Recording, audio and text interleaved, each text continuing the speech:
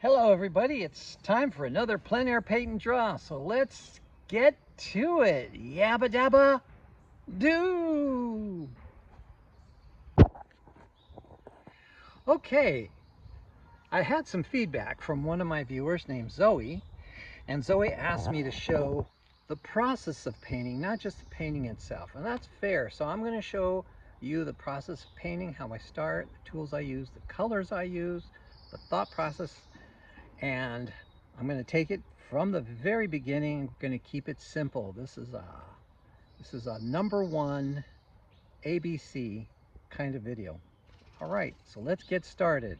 So it's a beautiful day, and I'm here looking at a beautiful clearing in the woods. There's a nice big patch of light, and there's a little bit of a structure over there, and I think I'm going to turn that structure into a cabin in the woods. I think that's what we'll call it, a peaceful cabin in the woods, or a cabin in the peaceful woods. Maybe that'll be it. That's my title, my inspiration. There's a couple of... Zoe, get your brushes, get your paints, get your canvas, and let's get started. So today I'll be working on a canvas paper. I have it taped over another piece of stretch canvas, and this is a good way to work economically. Okay, Zoe, so we're going to have a lot of green in this painting with all the foliage in the background. So I don't carry green with me in my kit, but I have some turquoise blue, I have a bright yellow, and I have kind of a yellow ochre. And with that, I'm going to mix my own greens, which is what I prefer to do. Okay, so just wanted to show you the colors. Okay, Zoe, and as far as my brushes, I'm working with Robert Simmons brand brush. This is number 8. Bright. I'll try to bring it up closer. Bright. And Robert Simmons brand brush, number 6, Filbert, or sometimes called a cat tongue brush. See how it's shaped like a cat tongue? Meow. Oh my goodness. And this is a 2-inch chip brush from Chipmunks. I mean, no, it's a chip brush. It's from a chip brush. That's from Home Depot. And you can get them pretty much everywhere. And I'm also putting my my colors down on a butcher tray with some parchment paper and some moistened paper towels underneath. Because I'm working outdoors, I'm working with acrylics today.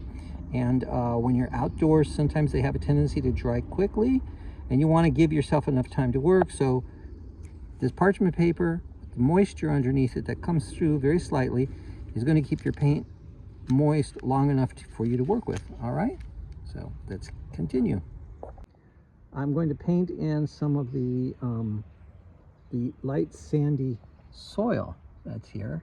So I'm using a nice generous amount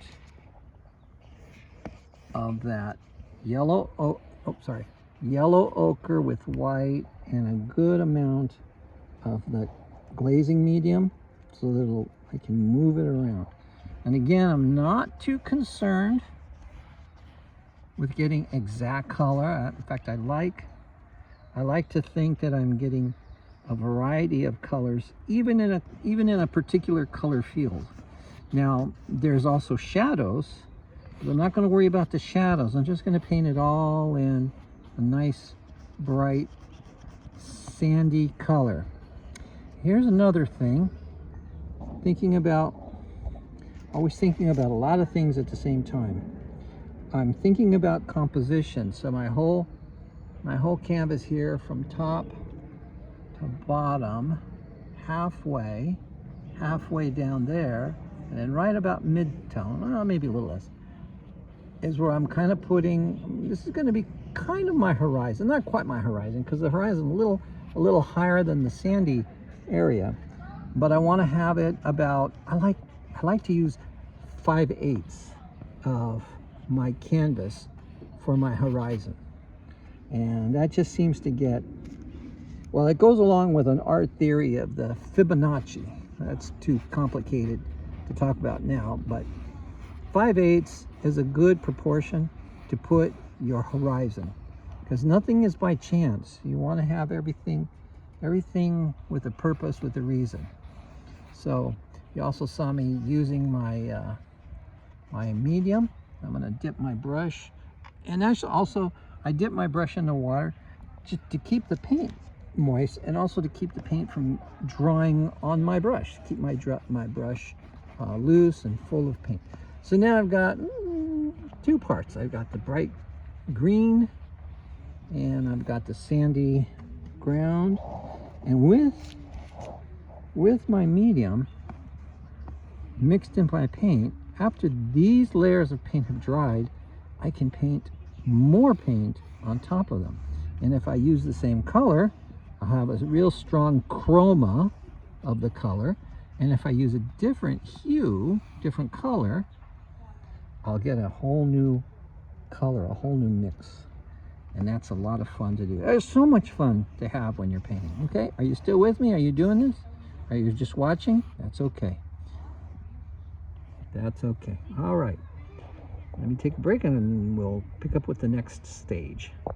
Okay, Zoe, so I was going to use some of this burnt umber and I added it to my palette, and I had a little accident when I popped open the cap. It just spurted out all over. So I got a lot to use. Not a problem, but I'm going to be using now my filbert brush right in there, and I'm going to start sketching in some of the shapes, the main shapes, and some of the focal point, which will be that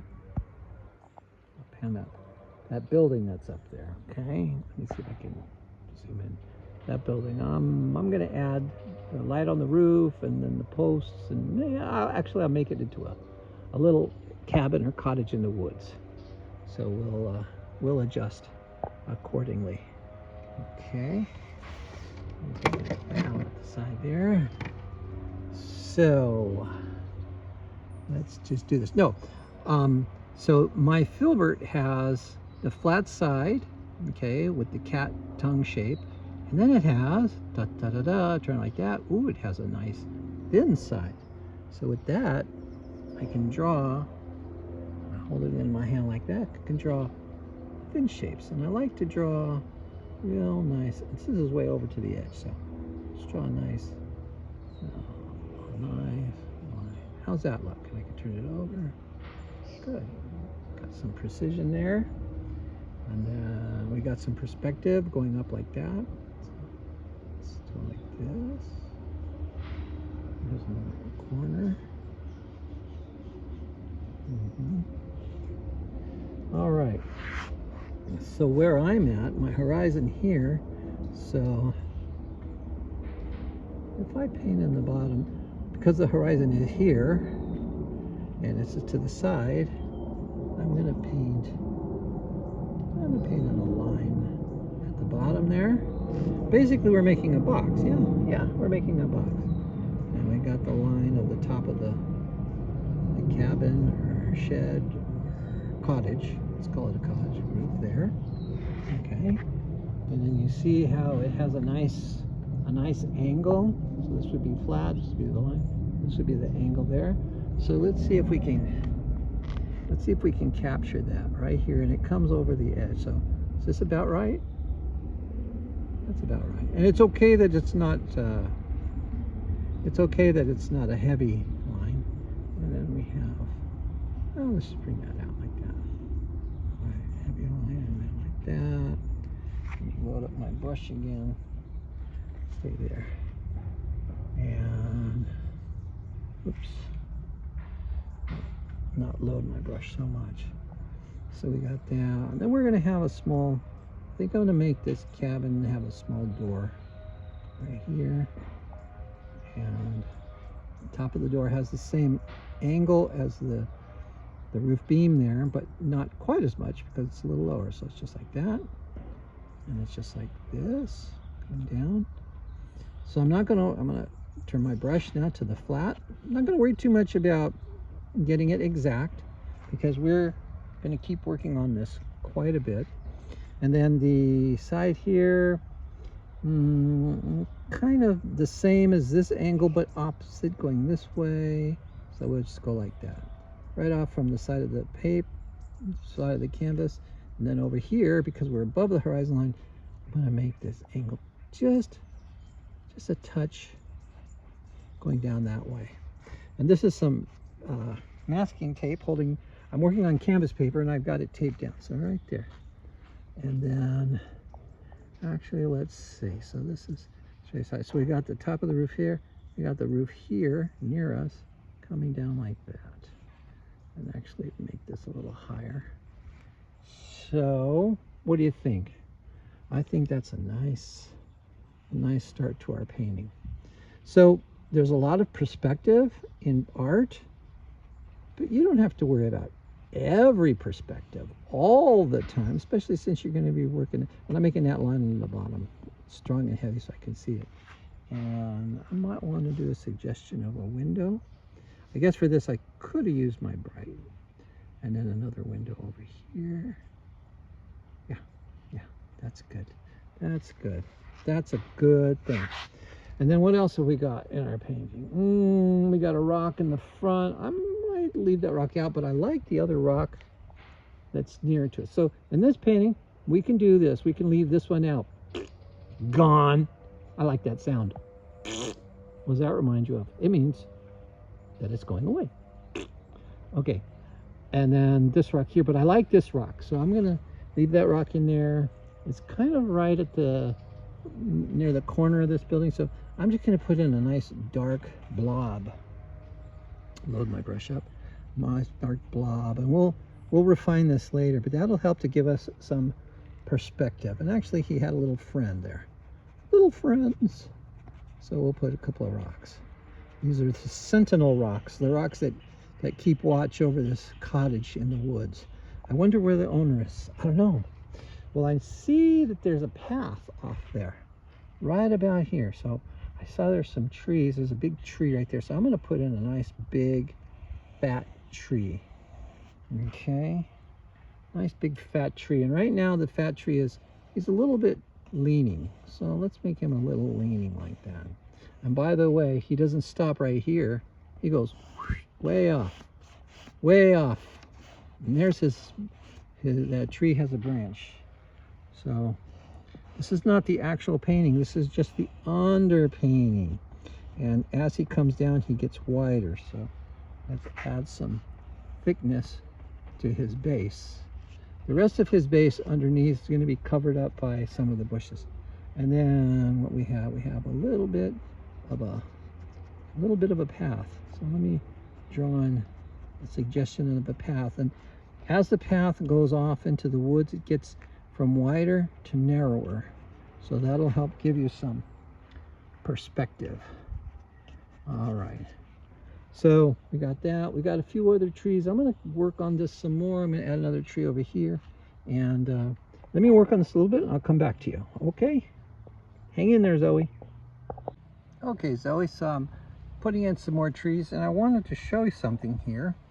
Using my cat tongue brush, or my filbert, see it has that shape, so I'm using that shape to kind of define the round shape that would be the base of a tree. And then I don't have to worry about, oh, I'm going to paint it around. No. I'm going to let my brush do that one, the same thing with this tree here. I'm going to let the brush do its job. Let the brush do its job. That's what it's here for. You're here to paint. The brush is here to paint. So let the brush let you do its job. Isn't that nice? All right. Okay, Zoe, I want to work a little bit on a light part.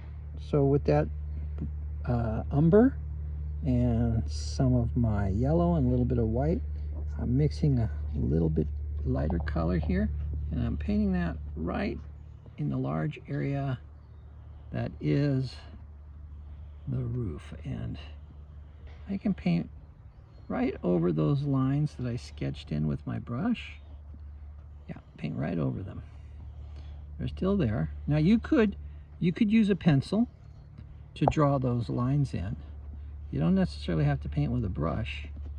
And then this is just a color field, and I can add some details. And I think I will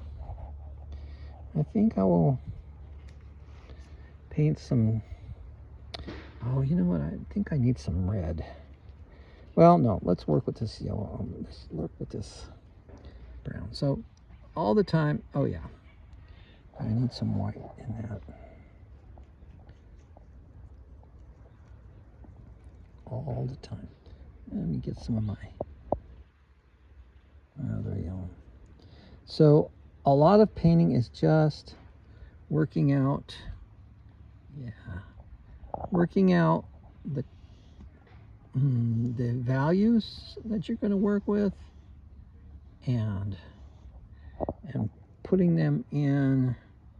And don't worry if you don't get it right. You go back, you redo it. Putting in the paint there. Get some more of my. Can you see it? Yeah. Get some more of my paint in there. It's a lot of adjusting with the values. Yes. So again, I'm working with my filbert brush, and don't worry if I'm painting over the lines, because I can still see the lines. I can still remember where the lines are. And I am going to add some darkness on this side.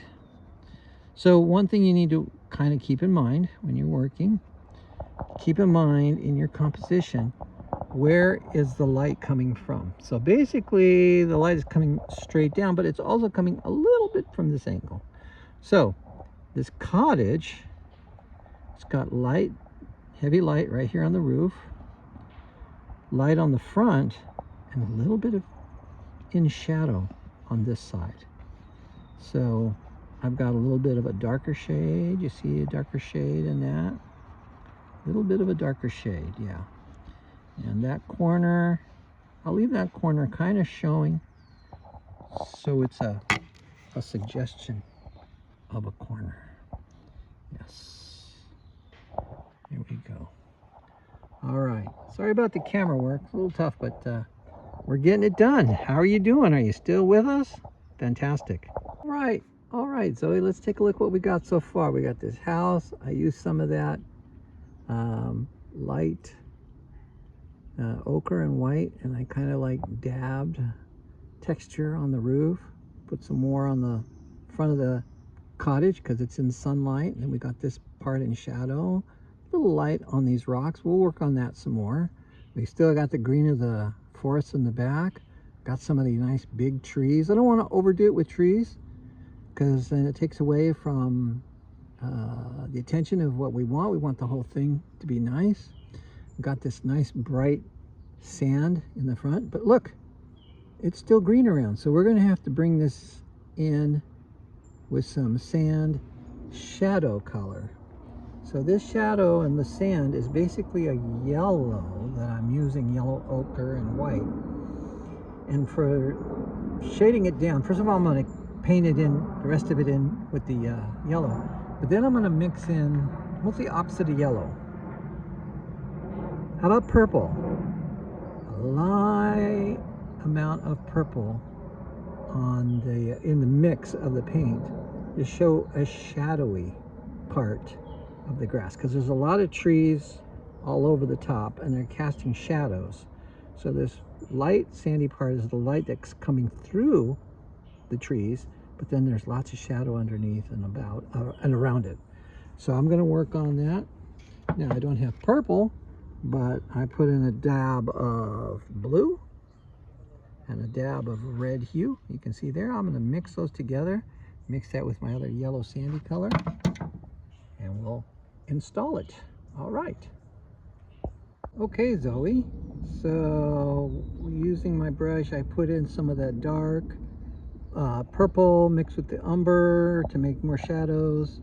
A little bit on the trees, a little bit on the roof there, and some shadows around these rocks.